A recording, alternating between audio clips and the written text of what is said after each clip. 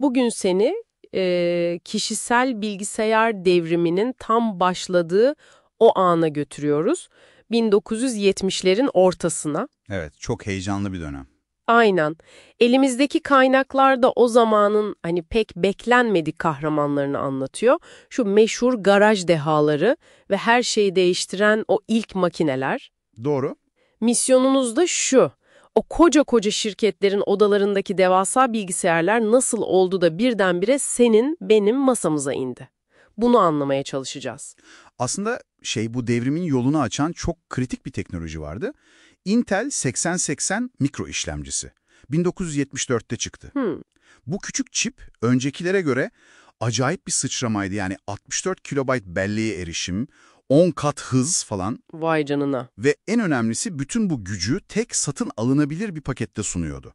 Yani artık uygun fiyatlı bir bilgisayar beyni yapmak mümkündü. Tamam, beyin var. Ama soru şuydu, bu beyne kim bir vücut, bir kasa tasarlayacaktı? Sayır 8800 çıkıyor. Yaratıcısı H.R. Roberts. Bu adam hesap makinesi pazarındaki o kıran kırana fiyat savaşlarından fena halde bıkmış. Çok rekabetçi bir pazardı o zaman. Öyle.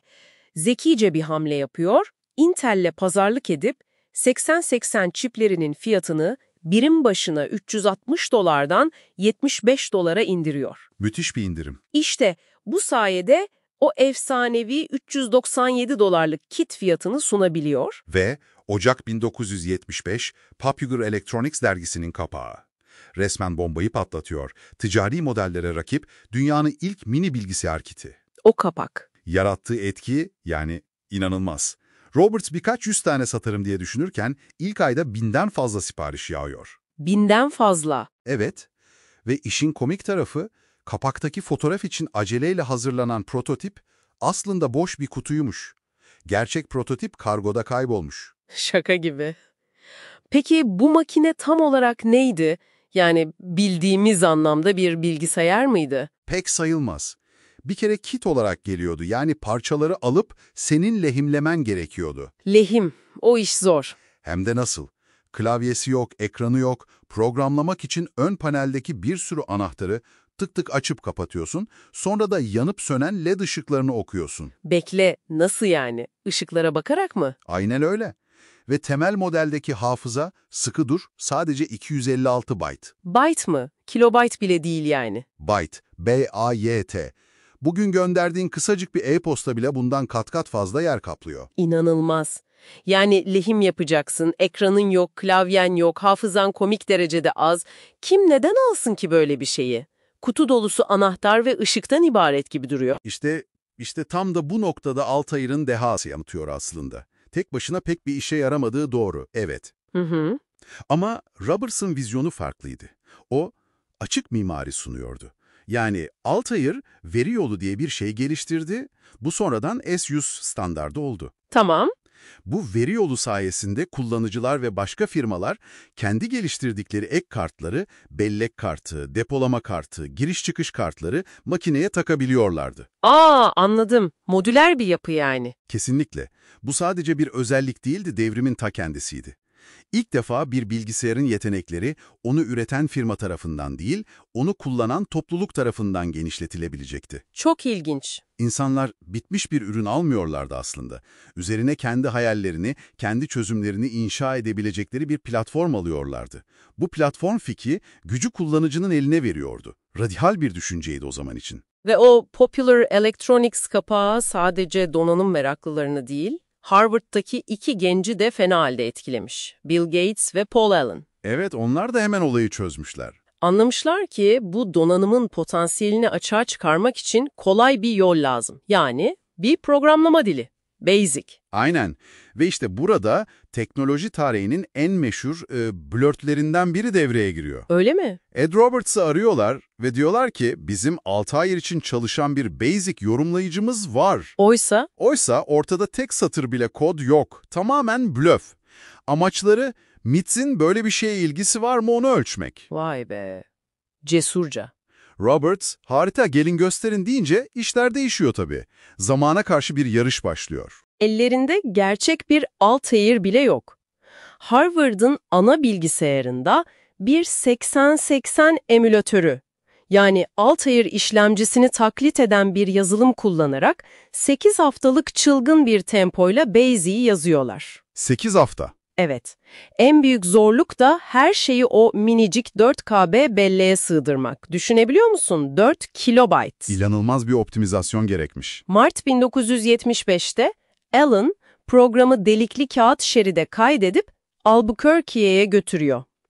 Uçakta bir bakıyor ki programı makineye yükleyecek o küçücük başlatıcı kodu yazmayı unutmuşlar. Eyvah! Onu da panikle uçağın iniş takımları açılırken falan elle yazıveriyor. Gerçekten mi? Uçakta mı yazıyor? Aynen öyle anlatılıyor ve inanılmaz ama gösteri başarılı oluyor. Mucize gibi. Mitz'le anlaşıyorlar, Alan hemen orada işe başlıyor, Gates okulu bırakıyor ve 4 Nisan 1975'te Microsoft adıyla şirketlerini kuruyorlar. Tarihi bir an. Altair Basic'te ilk ürünleri oluyor. MITS de zekice bir şey yapıyor, daha fazla bellek kartı satmak için kart alanlara Basic'i indirimli veriyor, 75 dolara.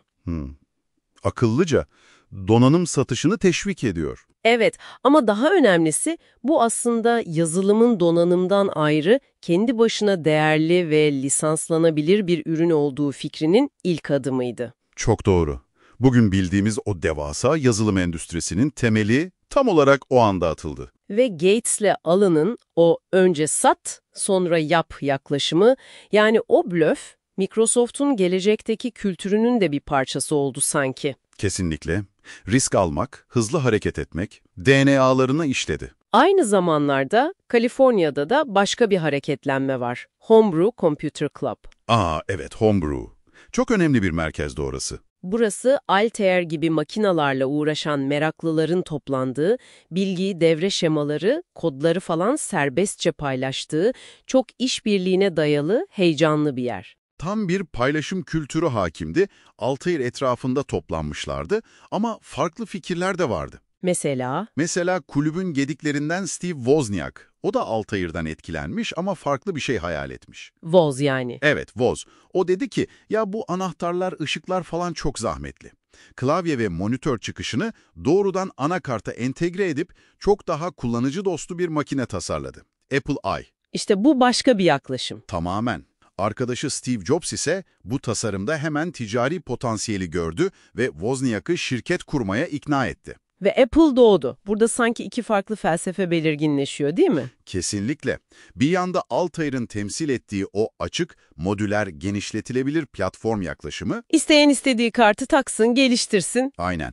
Diğer yanda ise Apple'ın öncülük ettiği daha kapalı ama entegre, hani kutudan çıktığı gibi çalışan, kullanıcı deneyimine odaklı cihaz yaklaşımı. Bu iki damar, yani platform vs entegre cihaz, sonraki yılları çok şekillendirecekti. Hala da etkisini görüyoruz aslında. İşte böylece bir dergi kapağı, birkaç meraklı mühendis, cesur bir blöf ve farklı vizyonlarla o kişisel bilgisayar devrimi dediğimiz şey ateşlenmiş oldu. Altair 8800 belki kendi başına çok uzun yaşamadı ama. Ama çok kritik bir işlevi yerine getirdi.